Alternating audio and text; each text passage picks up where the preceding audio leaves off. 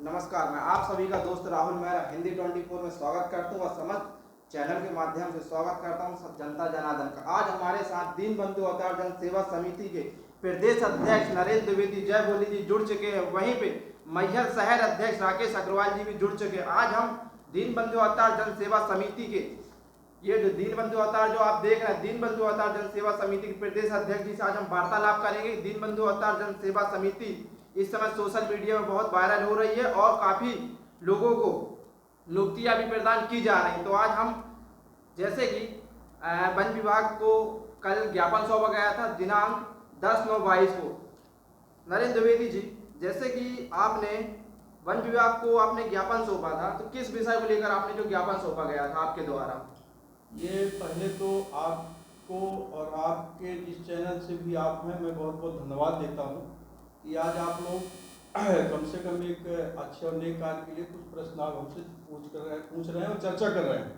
कल जो है तो जो हमारा मंदिर परिक्षेत्र है और मंदिर परिक्षेत्र में जो बस्ती है, बस्ती में जो लोग वहाँ रहवासी, उनके छोटे छोटे बच्चों को कुछ चिन्हित बंदर हैं जो कि उनको काट के और घायल करके भाग जाते थे। एक पहला बिंदु तो मेरा ये था और दूसरा बिंदु ये था कि जो आल्हा उदल अखाड़े की तरफ जो जाने वाला रास्ता था, उसके तरफ एक बाड़ी जंगल विभाग में लगाया था और वो बाड़ी पूरी तरह से टूट के क्षतिग्रस्त थी, जिसको कि हम लोगों द्वारा निरीक्षण भी किया गया।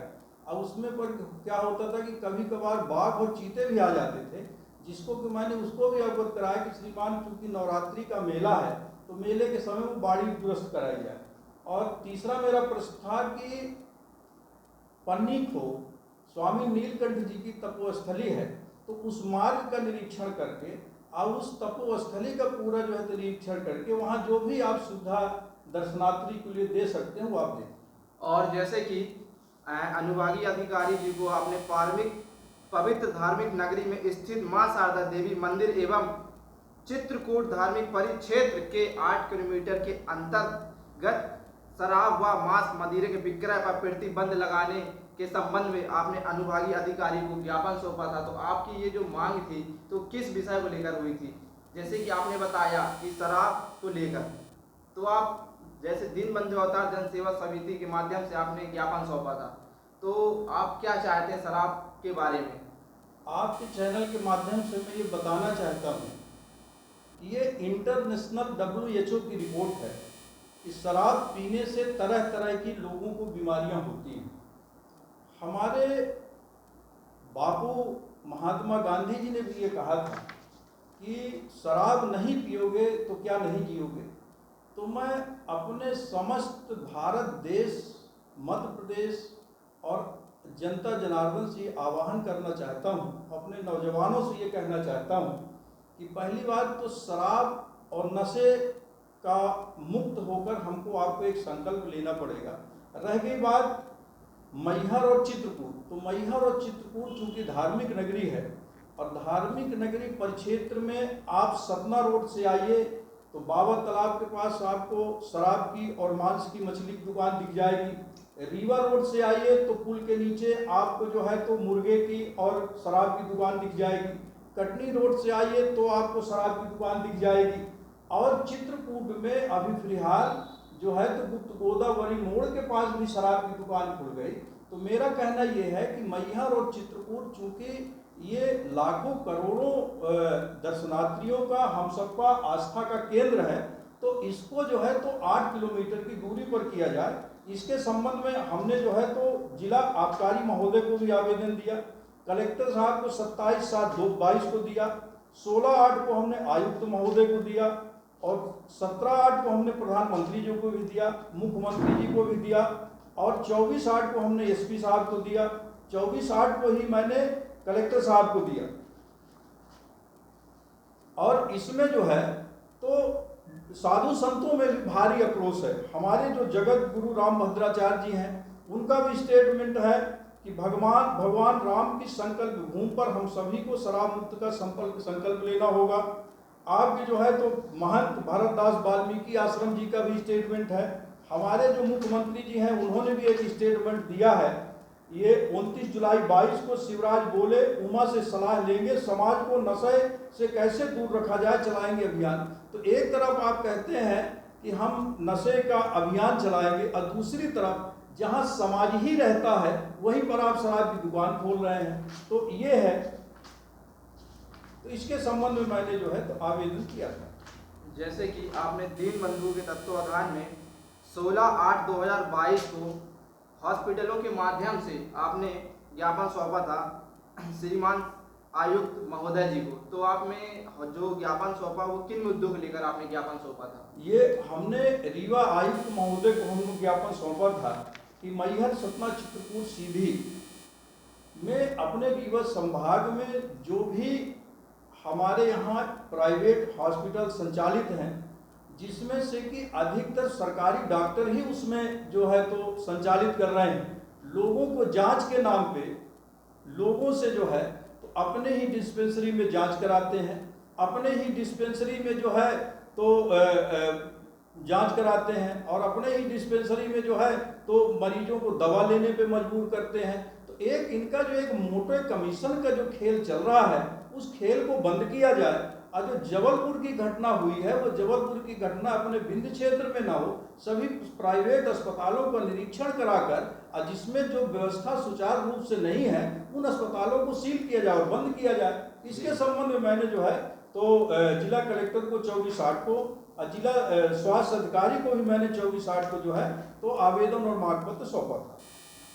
जैसे कि आपने एक दीनबंधु अवतार जनसेवा समिति के द्वारा आपने नगर पालिका परिषद वार्ड क्रमांक 1 से लेकर 24 वार्ड तक जो निरीक्षण शासन की जो तरफ से जो वार्डों मृत जो व्यक्ति हैं उनके लिए संस्कृति जो कहे तो जैसे कहा जाता है जनता जनार्दन के माध्यम से कि जैसे कि जो हमारा वार्ड नंबर 24 में से लेकर 1 तक किसी भी अच्छी मतलब जगह पर मुक्ति धाम नहीं हुआ, तो उस मुक्ति धाम के संबंध में नरेंद्र द्विवेदी जी ने ज्ञापन सौंपा था। तो हम आइए बात करते हैं ज्ञापन सौंपे थे और अभी तक क्या बात हुई है।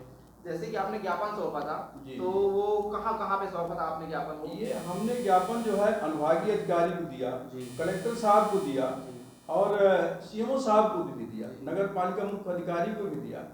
हमारी ये मांग है कि वार्ड नंबर 1 से 24 तक जिन वार्डों में 3 सेट बाउंड्री वाल और पानी की व्यवस्था है तो ठीक है, जिन वार्डों में 1 से लेकर 24 वार्डों में आप एक टीम गठित कर निरीक्षण करवा लीजिए, जहां शमशान घाट की भूमि है उस भूमि को आरक्षित किया जाकर उसमें बाउंड्री वाल बनाया जाए और मृतक व्यक्ति के लिए 3 सेट की व्यवस्था और जो मृतक के परिजन जाते हैं उनको 3 सेट बैठने की व्यवस्था, पानी की व्यवस्था और बाउंड्री वाल की व्यवस्था की जाए। चूंकि अभी हाल ही में जो बरसात 1 दिन की लगातार बारिश हुई तो कुछ हमारे मैहर में ऐसी घटनाएं घटी कि लोग जो है तो बारिश में लाशें जल नहीं पाई, पन्नी उड़ाए थे, लोगों ने अर्धजली लाश को गड्ढे में खोद के गाड़ दिया। तो उसमें से जो मेरी पीड़ा उठी है, मुझे को ये लगा कि मुझको ऐसा करना चाहिए, इसलिए मैंने जो है तो शासन प्रशासन को अवगत कराया। तो जैसे हमारी जनता जनार्दन को आप ये अवगत करा सकते हैं कि जैसे जो आप मामला बता रहे हैं कि पन्नी में उनको दफनाया गया था लाश को, तो वो किस वार्ड की है, इतनी आप जानकारी हमारी जनता जनार्दन को? ये पुल के नीचे जो है यादव परिवार था। जी जी, वार्ड कौन सा लगता है? वार्ड नंबर 23 या ऐसे लगता है जी। तो मामला वही का ही है? मामला जी जी, यादव परिवार। जी जी, जैसे आपने 25/8/2022 को निर्मित घंटा घर से अलाउद्दीन चौराहे को लेकर कटनी मोड़ में संबंध में आपने जर्जर रोड के माध्यम से जो ज्ञापन दिया था, तो आपकी उसमें क्या मांग थी? मेरी ये मांग थी कि महज 2 ही 3 महीने में वो सड़क उखड़ के और जर्जर हो गई।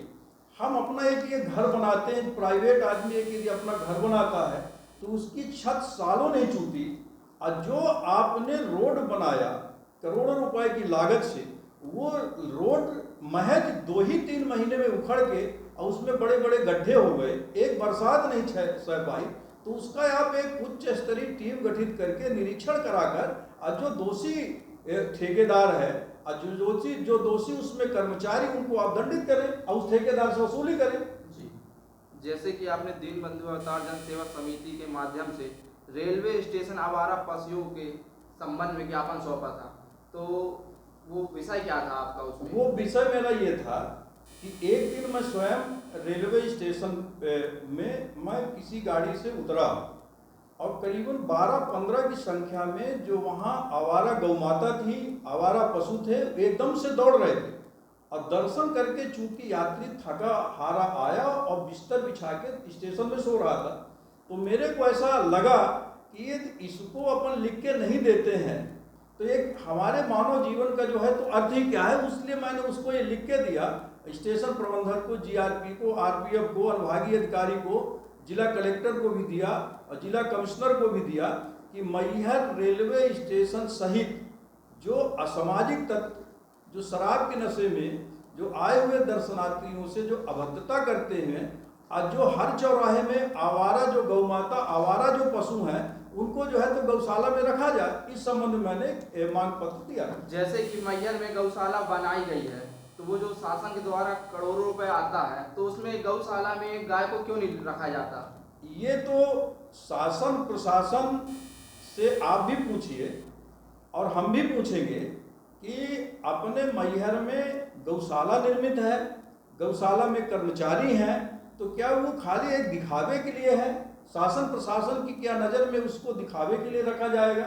मैहर में आज इतनी आवारा गौमाता घूम रही हैं, आवारा पशु घूम रहे हैं, उनको एक गौशाला में रखा जाए, खाली उनका दूध निकाल करके यदि कहावत उनके उन्हीं के ऊपर खर्च कर दिया जाए तो गौ माता, एक भी गौ माता जो है तो रोड में नहीं आपको दिखाई देंगी। जैसे कि नवरात्रि मैहर माँ शारदा के दरबार में काफी भीड़ मेला चलता है, तो उस संबंध में जो अव्यवस्थाएं हैं उसके बारे में हमारी जनता जनार्दन कुछ देखिए, मैहर की जो अव्यवस्थाएं हैं तो उसको व्यवस्था में बदलनी चाहिए।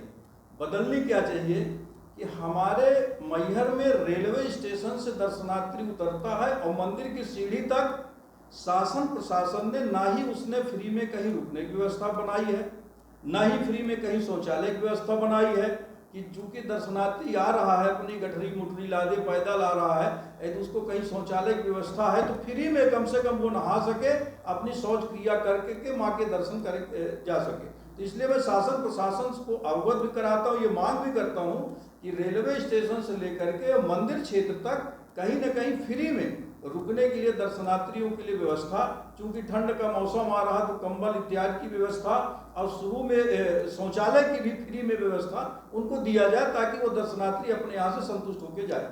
जैसे कि यात्री दर्शन करके नीचे उतरते हैं, थके हारे आते हैं, उनके बैठने की कहीं पे व्यवस्था नहीं बनाई गई, तो उस मामले में आप क्या कहेंगे? उस मामले में जो है तो हम जो है तो कई बार मौखिक रूप से शासन प्रशासन को बोल चुके हैं। अब उसके लिए भी हम जो है तो ये दीनबंधु अवतार जन सेवा समिति के माध्यम से शासन प्रशासन को अवगत कराएंगे कि मंदिर से दर्शनार्थी जब उतरता है तो उसको कहीं बैठने की व्यवस्था किया जाए और उसको रुकने की भी व्यवस्था किया जाए फ्री में। जी जी, तो वहीं पे अब हम बात करेंगे मैहर शहर अध्यक्ष राकेश अग्रवाल जी, दीनबंधु अवतार जन सेवा समिति की द्वारा जो संस्था जो चलाई जा रही, तो आज हम इनसे वार्तालाप करेंगे। मैहर शहर अध्यक्ष दीनबंधु अवतार के हैं ये।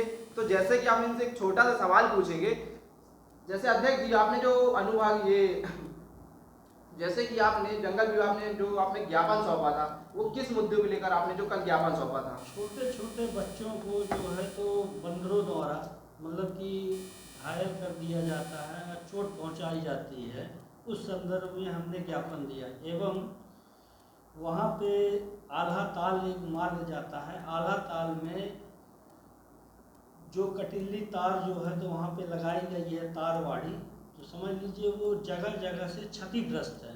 तो कुछ दिन पूर्व एक बाघ वहाँ पे समझ लीजिए आ गया था। इसमें दुर्घटना घटने का एक वो था, तो फॉरेस्ट विभाग को हमने ज्ञापन दिया कि उसको कटीली तार को दुरुस्त कराया जाए। एवं नीलकंठ तपोस्थली पन्नी खो है, पन्नी खो जो है तो पुरातत्व विभाग की है और मतलब एक धार्मिक स्थान है और उसके लिए रोड आज जर्जर हालत में है, उसको मतलब कि चुरुस्त दुरुस्त करने के लिए हमने ज्ञापन दिया। जी, जैसे कि हमारी जनता जनार्दन को ये बताएंगे, जैसे कि एक आतंकी बंदर काफी दिनों से हमला कर रहा है, उस विषय में आपने ज्ञापन दिया था। तो फिर भी कितने दिनों से ये बंदर लोगों को परेशान कर रहा है, कितने लोगों को प्राण घातक हमला कर चुका है वो बंदर? जी, कम से कम 10 से 15 बच्चों को घायल कर चुका है। जैसे कि हम बात करते हैं दीनबंधु अवतार जन सेवा समिति के शहर अध्यक्ष राकेश अग्रवाल जी, जैसे कि ये संस्था में उन्होंने एक बहुत ही स्वच्छ आगे कदम बढ़ाया, तो हम ये बात करेंगे कि मतलब उन्होंने क्या एक सोच के जो इस संस्था में वो आए हैं। तो भाई साहब, आप संस्था में किस मुद्दे को लेकर ये क्या सोच कर आए हैं आप इस संस्था में? आज कोई भी चीज़ है जनहित के लिए, समझ लीजिए कि आवाज़ उठाना, क्या कोई वो है जनहित के लिए। आज तो हम अपने लिए मरते हैं, हम जो है तो जो आज प्रताड़ित हैं, दीन हैं, तो उनके लिए हम कि हम कुछ कर सकते हैं। हमारा जो जन्म हुआ है तो मतलब कि हम कुछ कर सकें, उसके लिए हमने दीनबंधु में मतलब कि शहर अध्यक्ष का हमने जो है तो दायित्व लिया। तो वहीं पे दीनबंधु अवतार जन सेवा समिति के प्रदेश अध्यक्ष नरेंद्र द्विवेदी जी से हम वार्तालाप करेंगे, जैसे कि ये संस्था बनी है, किन किन बिंदुओं को लेकर संस्था बनाई गई और कितनी बिंदुएं इसकी हैं, तो हम बात करते हैं। अध्यक्ष जी, जैसे कि जो दीनबंधु अवतार जन सेवा समिति की जो आपकी जो संस्था है, तो इसकी कितनी टोटल बिंदु है, जो किन किन बिंदुओं पर आप काम कर सकते हैं, वो हमारी जनता जनार्दन को थोड़ा सा प्रस्तुत। ये दीनबंधु अवतार जन सेवा समिति 24 बिंदुओं पर, इसका जो हमारा जो उद्देश्य बना है 24 बिंदुओं पर हम काम कर सकते हैं। उसमें सबसे बड़ा उद्देश्य ये है कि पीड़ित मानव की सेवा, धर्मार्थ काम करना, आपके गौ संवर्धन बोर्ड के तरफ से और जो है तो रेलवे के तरफ से, और जो है तो आपके शिक्षा विभाग, आपके जो है तो जो हमारे जो नौजवान हैं जो देश की सीमा करते हैं उनके संबंध में, मतलब ऐसे कई सारे जो है बिंदु हैं जिसमें हम 24 बिंदुओं पर जो है काम कर सकते हैं। हमारा सबसे बड़ा उद्देश्य है पीड़ित मानव की सेवा और धर्मार्थ काम करना। जैसे अध्यक्ष जी, आपसे एक छोटा सा सवाल ये है, जैसे कि मैहर में कि इतनी अव्यवस्थाएं हैं ये मुद्दों को लेकर, जैसे रोड नहीं है और कुछ जैसे कि बैठने की जो यात्री जो आते हैं वहाँ से उतरने के बाद जो बैरियर क्रॉस करते हैं, जो ऑटो स्टैंड पड़ता है वहाँ पे जो व्यवस्थाएं नहीं है यात्रियों की वहाँ पे रुकने के लिए, और ना वहाँ पे कोई शौचालय, जैसे कि आपने अगले वीडियो में बताया तो शौचालय के लिए, लेकिन वहाँ पर शौचालय तो है पर वो निःशुल्क नहीं है, क्योंकि कोई भी दर्शनार्थी दर्शन करके नीचे उतरता है तो बेचारा एक त्रस्त होकर परेशान ये हो जाता है कि महिला है बेचारी कहाँ जाएगी। तो इसके लिए आपने प्रशासन से आपने मांग की थी। तो जैसे कि हम इसी माध्यम से आपसे ये पूछेंगे, जैसे अध्यक्ष जी, हमारा एक छोटा सवाल ये है, जैसे आजकल एक सोशल मीडिया में सैलरा स्कूल की वीडियो काफ़ी फेमस हो रही है, प्रसिद्ध हो रही है, काफ़ी वायरल हो रही है। तो सैलरा स्कूल की जो शिक्षिकाएं हैं उनके द्वारा स्कूल से समय पर प्रवेश ना होना और वह स्कूल समय से पहले बंद कर देना, तो उस विषय में आप क्या कहेंगे?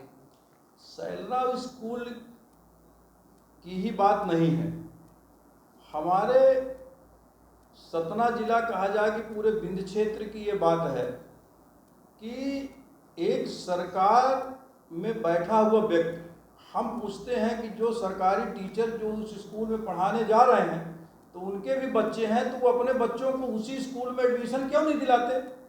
बिल्कुल सही। हम कहते हैं कि जो हमारे जो सक्षम अधिकारी हैं, तो जो सरकारी स्कूल, सरकार में इतनी अच्छी व्यवस्थाएं हैं, तो उस स्कूल में एडमिशन क्यों नहीं दिलाते? सबसे पहले तो हम सरकार से ये मांग करते हैं और शिक्षा विभाग से ये मांग करते हैं और अपने मुख्यमंत्री जी से भी ये मांग करते हैं कि सर्वप्रथम एक शिक्षा को बढ़ावा देना है, सरकारी स्कूलों को चलाना है, तो जो सरकार में बैठे हुए लोग हैं वो अपने बच्चों का दाखिला सरकारी स्कूल में ही कराएं और उनको अब जो सरकारी नौकरी भी दें उनसे ये एफिडेविट लिया जाए, उनको ये कहा जाए कि जो आपकी आगे आने वाली जनरेशन है उसको आप सरकारी स्कूल में दाखिला कराएंगे।